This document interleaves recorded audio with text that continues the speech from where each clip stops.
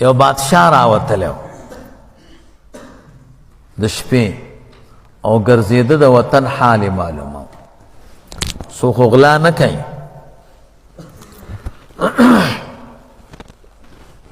درې غله یې پیدا کړي ورته ویې څه کوئ بادشاہ داسې حلیه جوړه کړې وه چې دوی نه پېژنده ورته ویې مزدوري کوم د شپې وی ته څه کوې کاکا ویلې زه مزدوري کوم د شپې که نه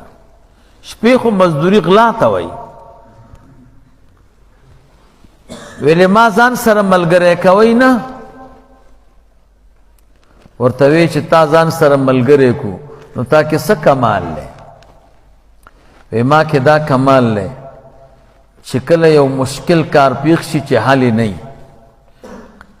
او زه د اخی لاس په ګیره راکش کم که نه نو چې څومره مشکل کار نو اسانېږي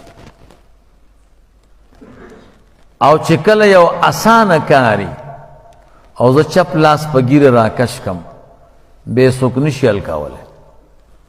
هغوی یو بل ته ویل که سړي کې کمال دی کله غلا ملا کې ګیریږو که نه نو بس لاس به راکش کوي که نه ورته وی صحیح ده ځه زمونږ سره ملګری شوي ورته وی نه تاسو کې څه کمال دی یو ورته وی ما کې دا کمال دی چې د سپیو په دې ژبه پوهېږم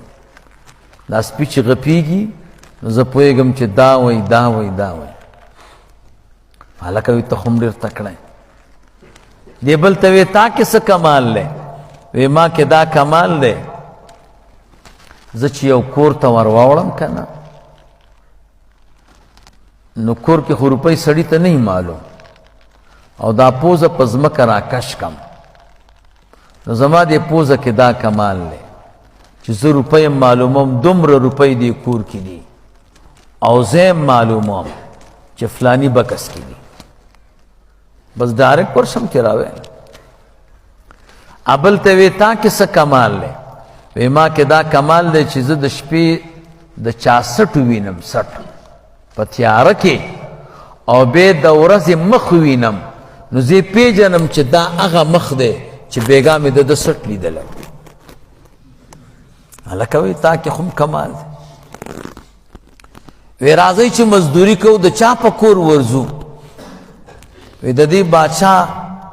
په کور به ورشو که نه د ډېر مال والی دی ویلې راځئ په کور چې ور واوړېدل سپي وغپېده بادشاه کره سپی و دی هم وغپېد بادشاه ورته وی والکه تا چې وی زه د سپیو په خبرو پوهېږم دا سپي یو بل ته څه وایي ویلې هغه سپي ورته وایي غیبان دی چې ډېر بې غیرته یی په کور مو غله راغله هېڅ ورته نه وایي نو دی ورته څه وایي وی دی ورته وایي چې مالک خپله ورسره دی زه یې څه کوم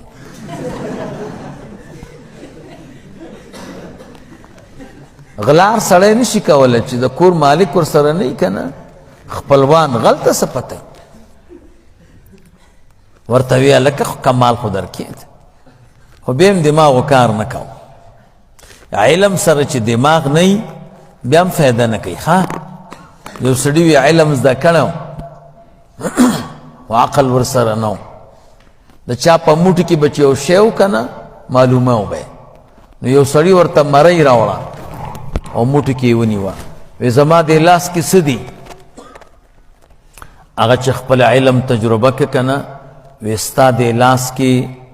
یو ګرد غونډ منډ شی دی او په منځ کې سوری دی مرۍ داسې که نه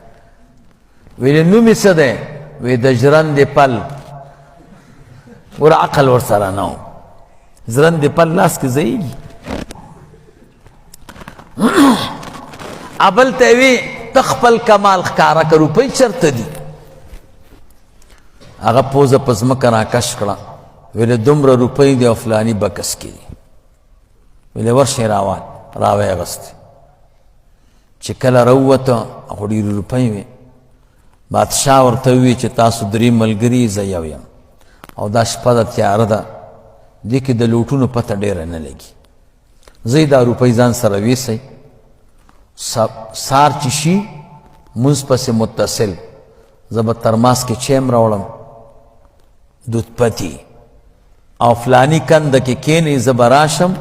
او هلته په رڼا دا روپۍ تقسیم کو ویسئ ده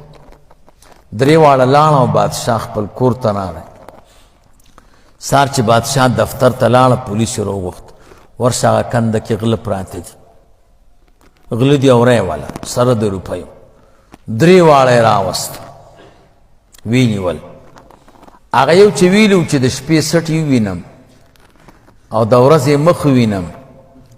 نو د دې زه پیژنم چې دا هغه مخ دی چې بیګا مې سټ لیدلی و هغه چې داسې ورته وکته ویل د سپي بچیانو دا خو هغه پلار دی دی که نه